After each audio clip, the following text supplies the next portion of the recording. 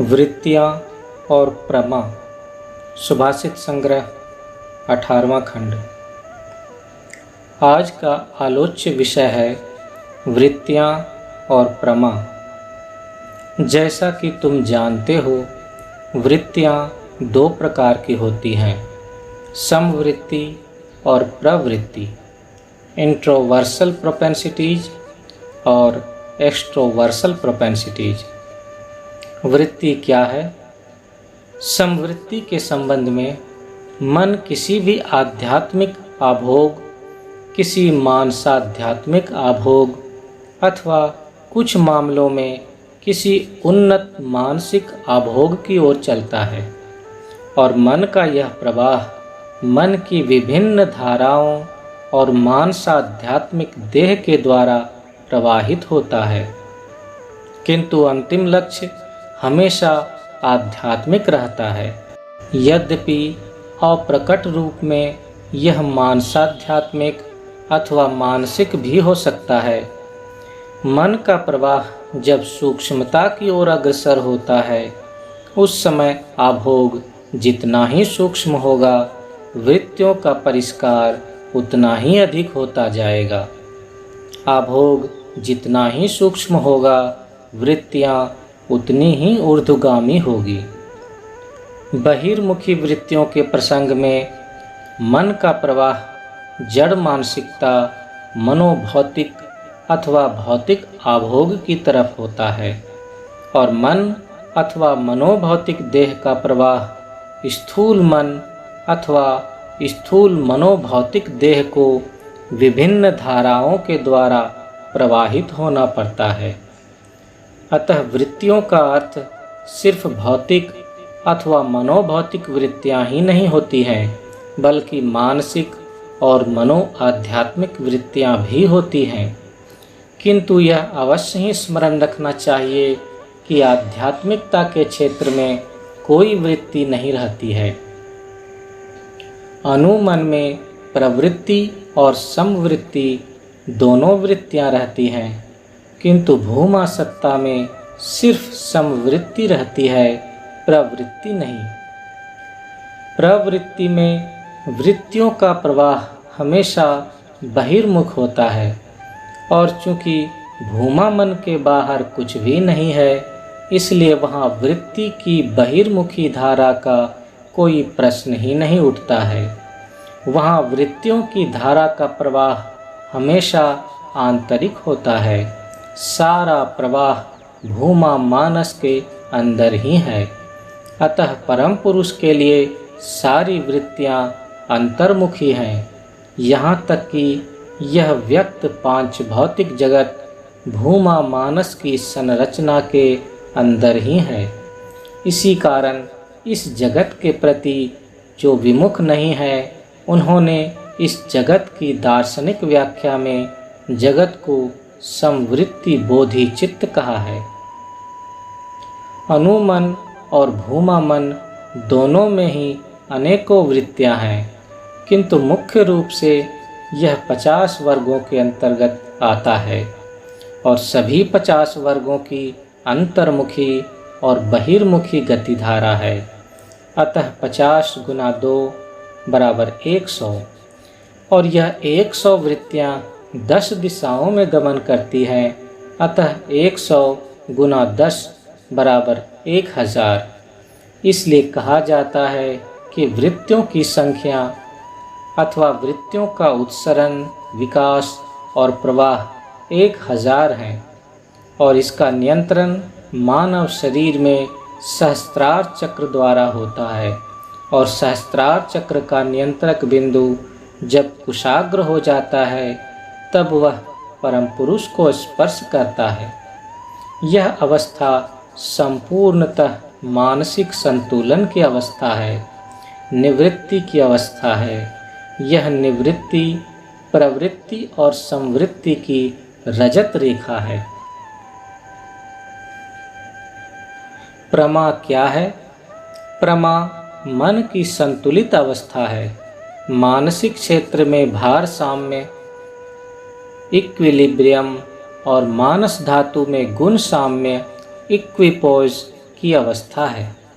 प्रमा के अंतिम स्तर पर जब मानस तत्व और मानस धातु में चरम भार साम्य और गुण साम्य स्थापित होता है, तब शक्ति का त्रिकोण भार साम्य का त्रिकोण अबाधित रहता है।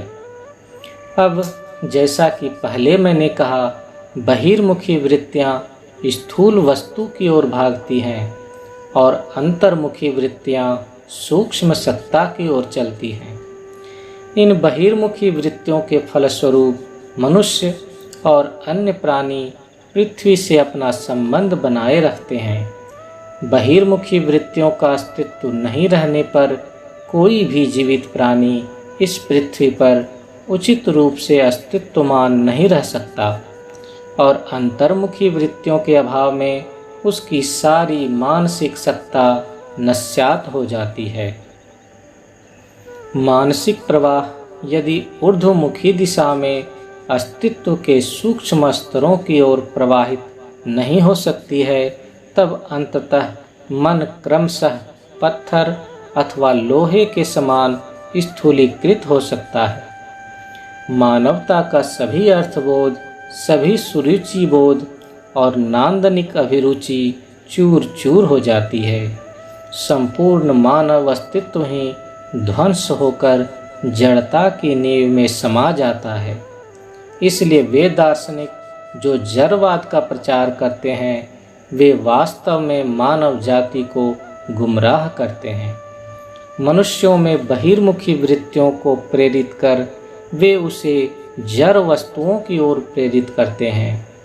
क्या यह मनोनुकूल स्थिति है?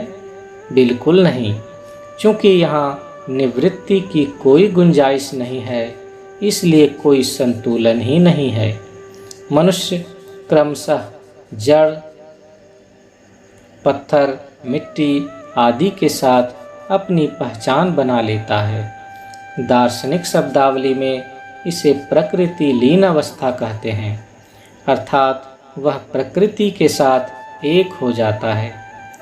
अतः मनुष्य को अंतर्मुखी वृत्तियों के प्रवाह में परम सत्ता की ओर सहस्रार चक्र तक आगे बढ़ चलना होगा। उसका मन अवश्य ऊंचा उठ जाएगा, किंतु बहिर्मुखी वृत्तियां भी जीवित प्राणियों में हमेशा रहेगी। अतः इस पथ पर चलते समय उसे प्रवृत्ति बहिर्मुखी वृत्ति के साथ संतुलन बनाकर चलना होगा। इसे पूरी तरह दबा कर नहीं रखा जा सकता।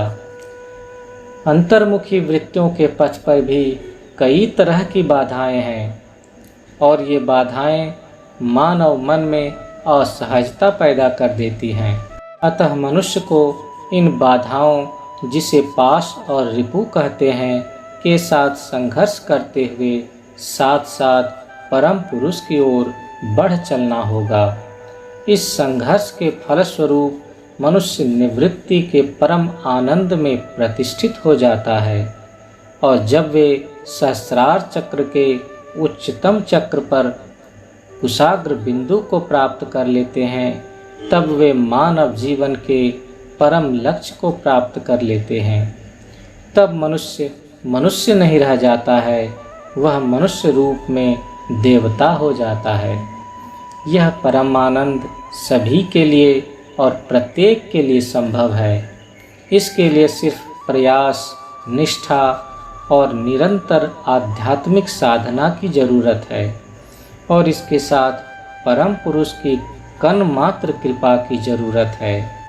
तुम जानते हो कि दैवी कृपा किसी नियम पर निर्भर नहीं रहती है, यह सिर्फ परम पुरुष की इच्छा पर निर्भर है। यदि परम पुरुष तुम्हारी आध्यात्मिक साधना, तुम्हारी उत्साहप्रद निष्ठा से संतुष्ट हैं, तब वे तुम्हारे ऊपर कृपा कर सकते हैं, जिससे सहजता से तुम उस परम आनंद में पहुंच सकते हो।